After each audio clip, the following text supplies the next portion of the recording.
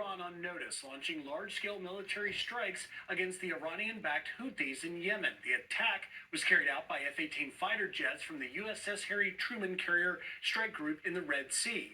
As the Houthi-controlled health ministry reports, 9 people have been killed in the strikes near the city of Sana'a. It's all part of President Trump's war on terror. Just yesterday, he announced that the U.S. military helped take out the ISIS leader in Syria and Iraq, posting on Truth Social that the terrorist's, quote, miserable life has been terminated. This all comes as the Trump White House continues to deal with the Biden-era pro-Hamas protests rocking dim-lit cities and college campuses. Nearly 100 protesters were arrested at Trump Tower in New York City, demanding the release of Mahmoud Khalil, the Palestinian Columbia student arrested by ICE for leading one of the worst pro-Hamas riots last year. Lucas Thomason is live tonight at the White House with the very latest on the Trump administration's war on terror. Good evening, Lucas. Good evening, Griff. There have been multiple waves of these airstrikes, the largest since President Trump returned here to the White House. The president announcing the strikes via Truth Social earlier this afternoon in a very lengthy post. We'll read some of it. It says, "Today I have ordered the United States military to launch decisive and powerful military action against the Houthi terrorists in Yemen. They have waged an unrelenting campaign of piracy, violence, and terrorism against American and other ships, aircraft, and drones. Joe Biden's response was pathetically weak, so the unrestrained Houthis just kept going.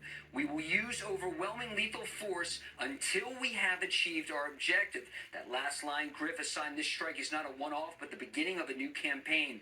Here's new video of the strike package, which include F-18 Super Hornets from the deck of the USS Harry S. Truman in the Red Sea. She was sent back to the region at the end of last month. Recall, one of President Trump's first executive orders was redesignating the Houthis a foreign terrorist organization after Biden removed them. The State Department made it official earlier this month, making Houthi leaders ripe for targeted assassination in these strikes.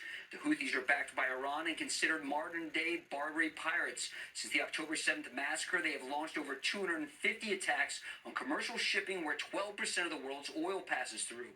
U.S. warships have also come under fire. Last month, the Houthis launched surface-to-air missiles at an Air Force F-16 as well as an American Reaper drone. We're told the Air Force jets and drones also participated in these strikes.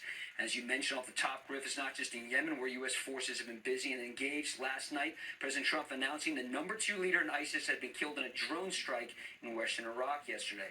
Smoke rising over Yemen's capital after the U.S. launches large-scale strikes against Iranian-backed Houthi militants.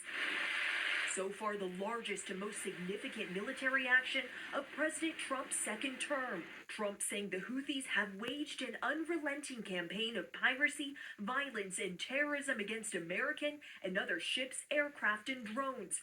We will use overwhelming lethal force until we have achieved our objective. U.S. officials tell ABC News the air and naval strikes hit radars, air defenses, and missile and drone systems. The attacks could last for several days and intensify in scope and scale.